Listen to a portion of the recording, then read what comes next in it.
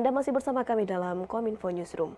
Pemirsa, Bank Indonesia segera menerbitkan konseptual desain mata uang digital Bank Sentral, yaitu rupiah digital. Dengan demikian, rupiah digital yang diterbitkan oleh Bank Sentral dapat digunakan sebagai alat pembayaran yang sah, sama seperti rupiah dalam bentuk kertas. Gubernur Bank Indonesia Peri Warjio mengungkapkan dalam konferensi pers hasil rapat Dewan Gubernur pada bulan Juli 2022. Rupiah digital akan menjadi alat pembayaran yang sah di Indonesia, sesuai dengan Undang-Undang Dasar, Undang-Undang Mata Uang, dan Undang-Undang Bank Indonesia. Satu dari 3 aspek persiapan digital rupiah, yakni terkait desain konseptual yang sudah selesai dan sedang berada dalam tahap finalisasi untuk dirilis. Peri Warjio juga mengatakan di mana nantinya rupiah digital akan dibuat desain fitur keamanan coding secara spesifik, layaknya uang rupiah kertas yang telah beredar lama di masyarakat, untuk menghindari kejahatan siber maupun operasional lainnya. Terkait pendistribusiannya, Bank Indonesia akan menyebarkan rupiah digital secara wholesale kepada perbankan dan perusahaan jasa pembayaran yang besar. Selain aspek desain konseptual, masih terdapat 2 aspek persiapan rupiah digital, yakni aspek pengintegrasian infrastruktur sistem pembayaran dan pasar keuangan agar mencapai interkoneksi, integrasi, dan interoperabilitas, serta aspek pemilihan teknologinya. Bank Indonesia akan menerbitkan digital rupiah sebagai alat pembayaran yang sah. Alat pembayaran yang sah di negeri ini sesuai Undang-Undang Dasar, Undang-Undang Mata Uang, dan Undang-Undang Bank Indonesia. Digital rupiah tentu saja mempunyai fitur-fitur security, desain, dan juga coding-coding yang spesifik. Sebagai layaknya uang rupiah di kertas. Di situ ada desainnya, warnanya, sekuritasnya, maupun coding-coding yang ada. Digital rupiah tentu saja akan kami terbitkan. Kami akan juga membangun khasanah digital rupiah. Sebagai layaknya juga kami punya khasanah uang rupiah secara kertas. Secara prinsip itu sama, cuma bentuknya yang satu adalah kertas, yang satu adalah digital. Digital itu apa? Ya coding-coding. Dengan security feature termasuk juga security feature untuk cyber maupun dari operasional yang lain. Juga ada khasanah digital rupiah.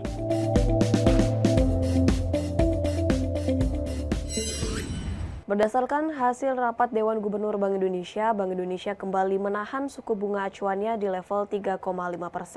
Keputusan tersebut diambil karena inflasi inti di Indonesia masih terjaga. Namun Bank Indonesia akan tetap mewaspadai kenaikan inflasi dan meresponnya dengan kebijakan moneter.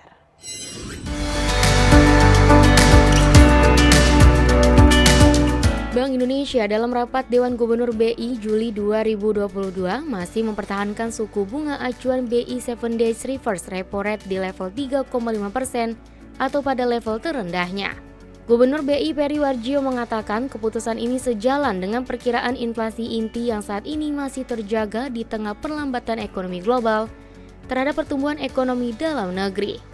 Meski begitu, Peri Warjio menyatakan akan terus waspada dengan risiko kenaikan inflasi dan inflasi inti dengan mempersiapkan kebijakan bauran moneter. BI menahan suku bunga acuan di level terendah sejak Februari 2021 demi pemulihan ekonomi di tengah hantaman pandemi. Pada 20 dan 21 Juli 2022 memutuskan untuk mempertahankan BI 7-day reverse repo rate BI 7-day repo rate sebesar 3,5%, suku bunga deposit facility tetap sebesar 2,75%, dan suku bunga lending facility tetap sebesar 4,25%.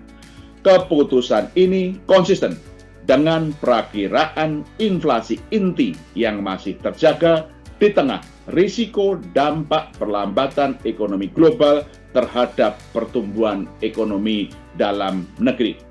Bank Indonesia terus mewaspadai risiko kenaikan ekspektasi inflasi dan inflasi inti ke depan, serta memperkuat respon bauran kebijakan moneter yang diperlukan, baik melalui stabilisasi nilai tukar rupiah, penguatan operasi moneter, dan suku bunga.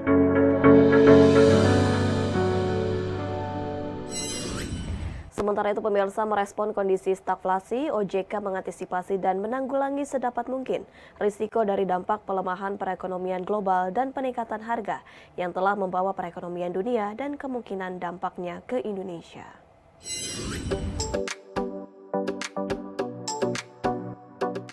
Otoritas Jasa Keuangan akan memperkuat koordinasi dengan Komite Stabilitas Sistem Keuangan guna memitigasi risiko dampak inflasi tinggi dan resesi global bagi industri jasa keuangan. Ketua Dewan Komisioner OJK Mahendra Siregar dalam keterangan persnya mengatakan, pihaknya akan meningkatkan pengawasan terhadap kondisi masing-masing industri jasa keuangan secara terintegrasi. Mahendra menilai kesehatan dan kinerja jasa keuangan sangat menentukan pertumbuhan sektor real termasuk usaha mikro kecil dan menengah di waktu pemulihan ekonomi saat ini. Mahendra juga menyebut OJK juga akan terus mendorong penguatan prinsip tata kelola atau corporate governance pada semua pelaku usaha jasa keuangan dalam mempercepat pemulihan ekonomi, penguatan ekonomi digital, dan keuangan berkelanjutan. Mahendra berharap dengan adanya kolaborasi dari berbagai pihak, terutama di industri jasa keuangan, akan semakin memperkuat kondisi sektor jasa keuangan secara spesifik ataupun secara umum bagi perekonomian di Indonesia. Kita mendorong penerapan 3 perilaku kunci, yaitu melalui langkah-langkah yang kolaboratif, proaktif, dan bertanggung jawab. Yang kedua adalah tentu mengantisipasi dan menanggulangi sedapat mungkin risiko dari dampak pelemahan perekonomian global dan peningkatan harga yang telah membawa perekonomian dunia pada kondisi stagflasi dan kemungkinan dampaknya pada Indonesia. Tentu hal ini tidak dilakukan sendiri, namun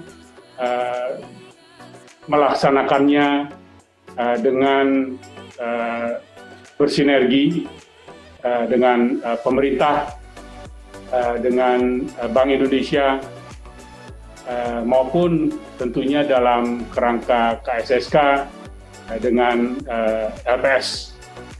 Karena walaupun kondisi stagflasi itu nampaknya di dunia memang tidak terelakkan, namun kondisi Indonesia saat ini diharapkan dapat membatasi atau menghindari dari risiko terbesar kondisi stagflasi itu.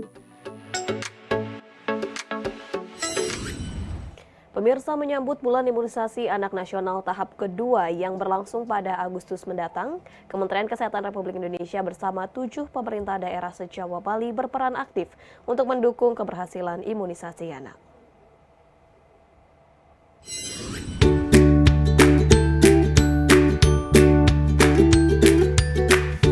Kementerian Kesehatan bersama 7 gubernur di Jawa dan Bali siap mendukung dan menyukseskan program Bulan Imunisasi Anak Nasional tahap 2 yang akan dilaksanakan pada bulan Agustus 2022 mendatang. 7 pemerintah daerah yang ikut serta dalam mendukung program BIAN yakni Gubernur Daerah Istimewa Yogyakarta, Gubernur Banten, Gubernur DKI Jakarta, Gubernur Jawa Barat, Gubernur Jawa Tengah, Gubernur Jawa Timur, dan Gubernur Bali. Program BIAN adalah momentum penting untuk meningkatkan kekebalan tubuh anak dari penyakit yang dapat dicegah dengan imunisasi. Menteri Kesehatan Budi Gunadi Sadikin menegaskan program ini merupakan gerakan bersama yang tidak hanya dikerjakan oleh pemerintah. Namun perlu adanya dukungan bersama-sama dengan seluruh stakeholder terkait supaya semakin banyak anak-anak di Indonesia yang mendapatkan perlindungan tambahan pada anak.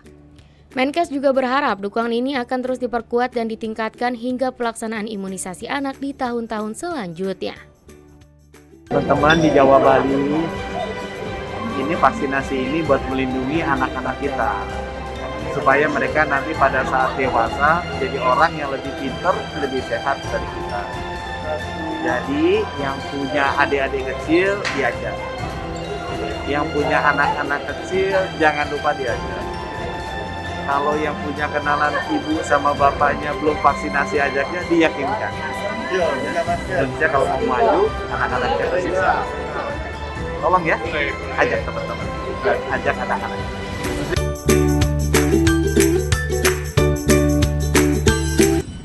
Pemirsa, usai jeda kami akan kembali dengan informasi sistem pidana terpadu sesaat lagi.